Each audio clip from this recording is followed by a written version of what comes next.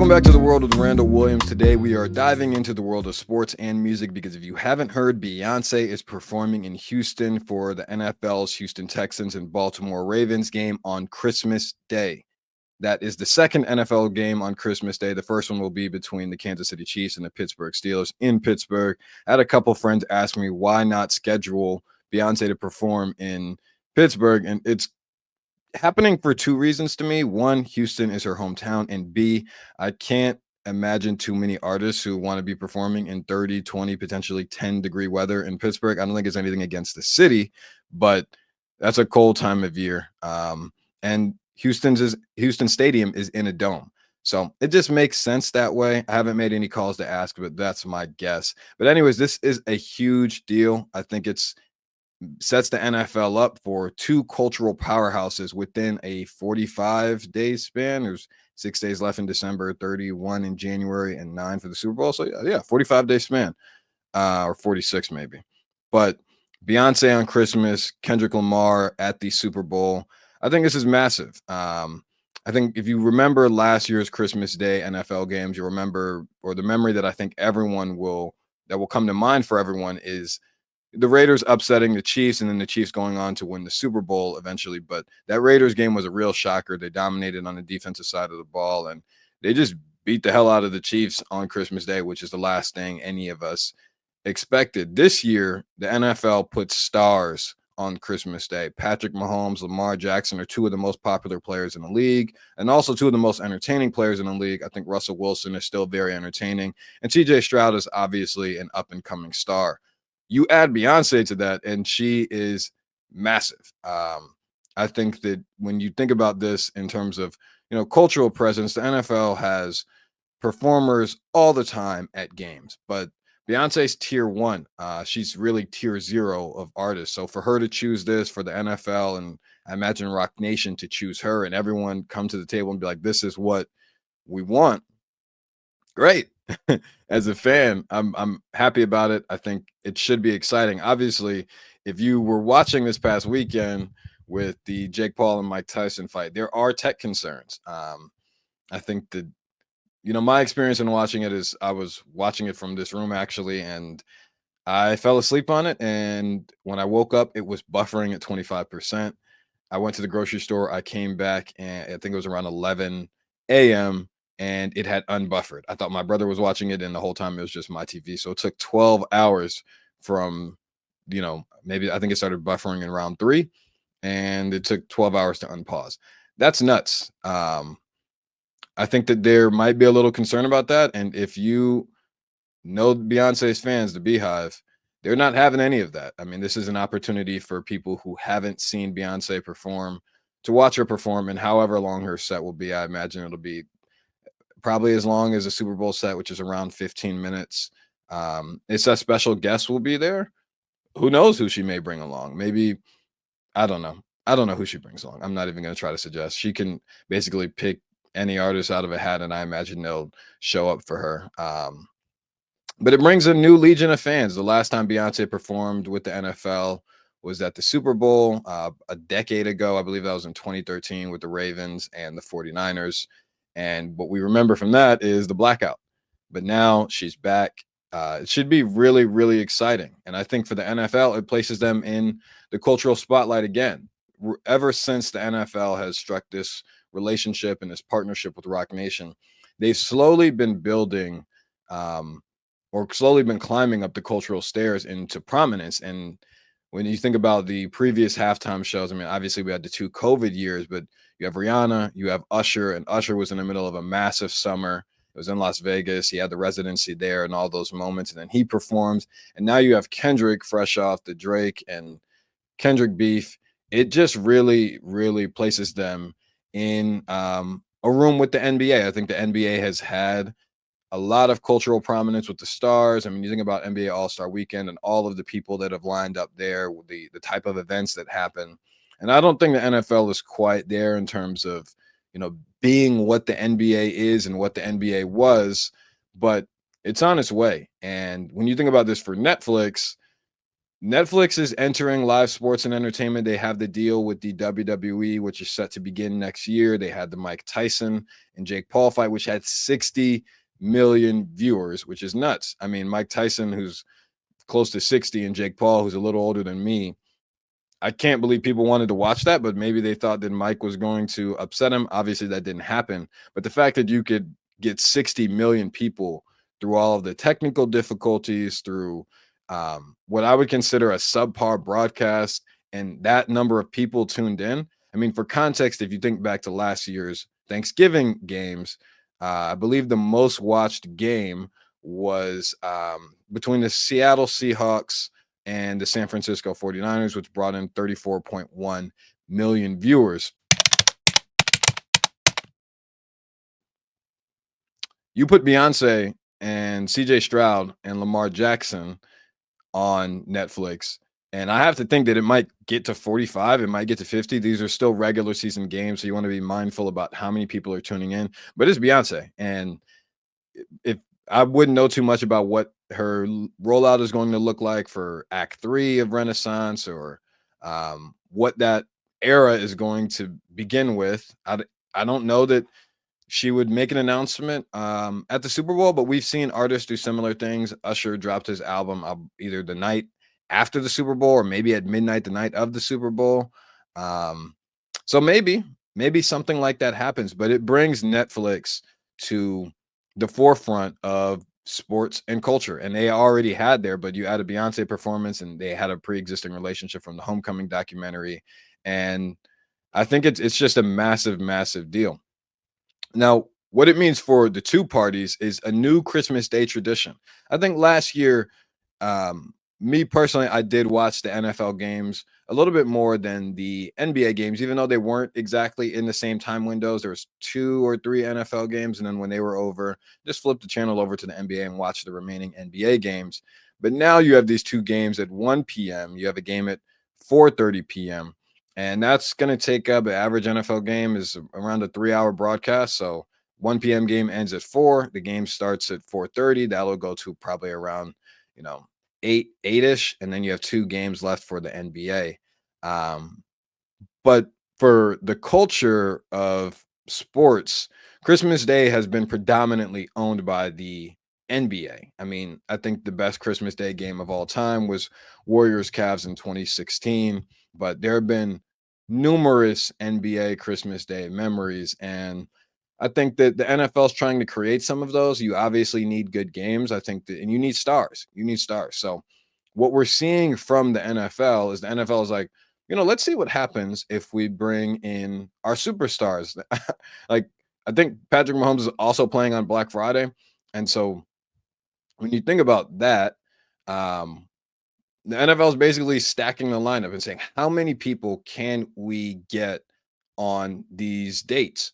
The Black Friday game, the Christmas Day game. Let's try to maximize that with a new partner. Netflix paid for these games. I believe it was $75 million a year or $75 million for each game. And they're trying to maximize that. I think that it's smart to put a Patrick Mahomes there against Russell Wilson. Mike Tomlin has led the Steelers to, I think they're 8-3 as of this recording. And then you have CJ Stroud, a budding team, the Ravens, who have seemed like they're out for revenge, but they can't get out of their own way. But they're two rising franchises, or really three rising franchises, and another that is a legacy franchise in the NFL. And you combine all those factors plus Beyonce, and you have the potential for a new tradition in sports and entertainment and in music. As for what this means for the future, I'm not sure. I think that it does get interesting if you have a performer at each one of these halftime shows for Christmas. I think it makes a lot of sense if you can find someone. If it's in SoFi, who do you bring along? I mean, you could say Kendrick. There's a bunch of different artists from LA. But Taylor Swift comes to mind in Nashville if she wanted to do something along those lines, or if slash when that Nashville stadium gets done. There's a lot of artists who are big fans of NFL teams, but Beyonce's tier zero, tier one. She's really in a tier of her own. Um, so will it have the same type of glamour if it isn't Beyonce? I think that's up to you to decide. But I think it makes it fun nonetheless.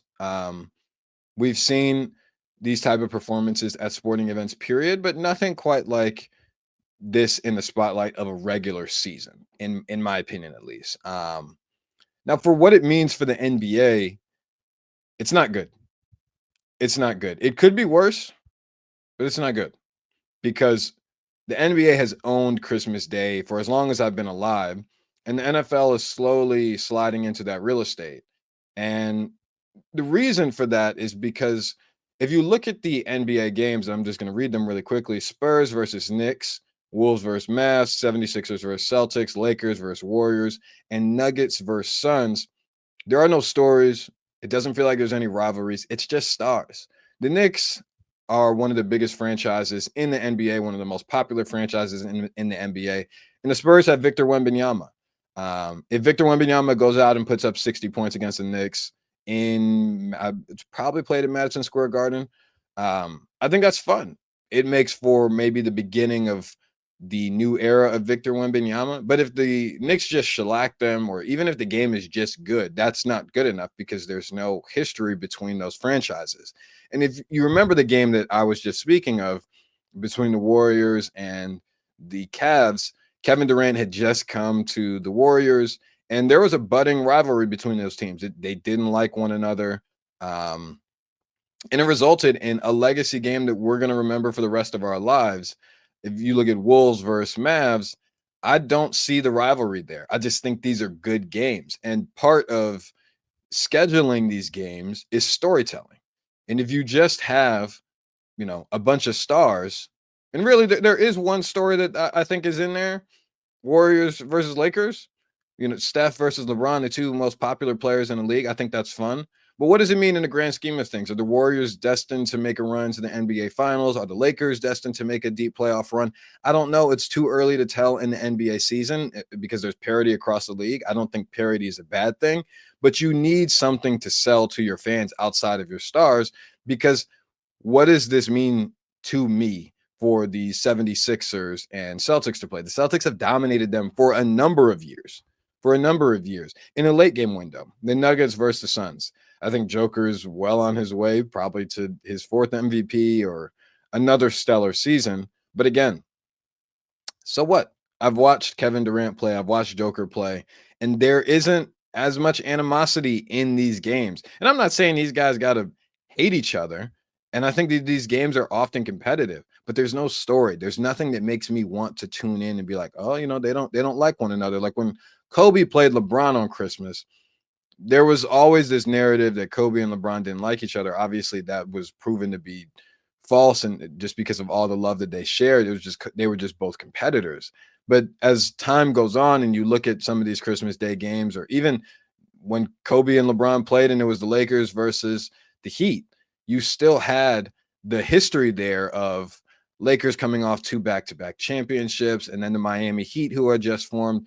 There was some sentiments amongst fans about it. You got to go through LA, you got to go through this, you got to go through that. And right now, I don't feel that way. Maybe there are some NBA fans who might disagree with me. I think that's fine. But we're missing the feeling of NBA Christmas Day games. And part of that, I think, is also on the brands. Like we had Christmas Day jerseys. They ceased to exist. We had Christmas Day special edition shoes. They ceased to exist. They're gone. And that's a problem. Quite frankly, it's a problem. You're not creating moments for fans. The games can exist and the games can have great moments, but if there is no jersey to go along with these things, if there is no shoes to go along with these things, like how can you wear those moments? How can you be a part of those moments?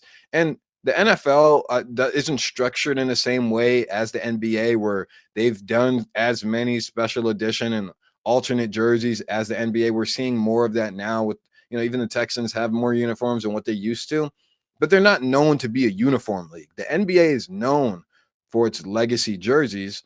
And when you take one of the landmark days and you remove the jersey from that, you're taking some of the spice away from the dish.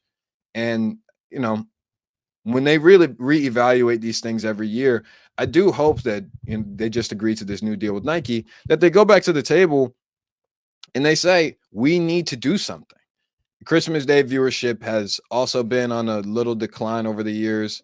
Um, and again, I think that goes back to the storytelling. It can't just be the stars. The stars will attract viewers, Steph Curry and LeBron. But outside of that, you look at these teams, the Spurs, Victor Wembanyama, young star, Jalen Brunson. He's not the youngest, but he's a younger star. You look at the Wolves versus the Mavs. That's Anthony Edwards, and everyone's calling him the face of the league because he has this electric personality. He has an electric game to match. You have Luca, another competitor, but these things are not selling themselves. They're not going to glue me to my seat for a regular season game where these guys are just competing like it's another game. But again, like I said, I say all that to say it could be worse. There are 2 NFL games. There's not 3. That could be nightmarish. Again, the games are at 1 p.m. and 4:30.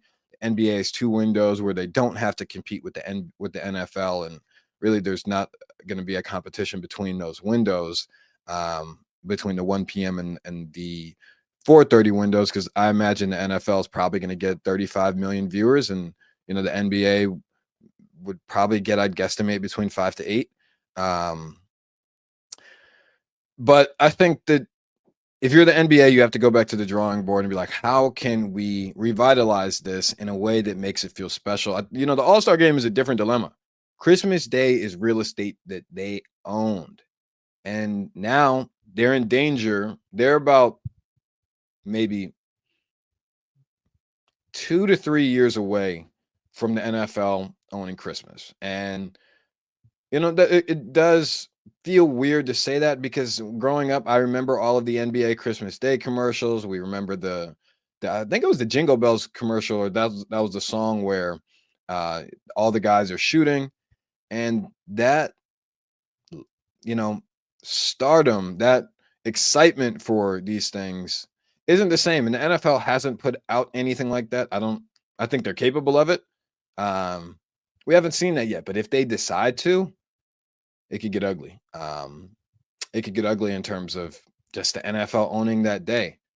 I'm excited to see what the performance is going to be like. I'm excited to see, what the performance is going to be like from Beyonce. I'm excited to see Netflix, do a better job than what they did for the Jake Paul and Mike Tyson fight, because they better do a good job. I think that if they don't do a good job, then it does take away from the potential um the potential star power that these games have. If we can't watch Beyonce, if we can't watch Patrick Mahomes, Lamar Jackson, CJ Stroud, Russell Wilson, and the Steelers, or if there's buffering, they're going to hear about it. They're going to hear about it, and I imagine that there might be a media conference call shortly after those games. And if they don't, and if there isn't one, guess what?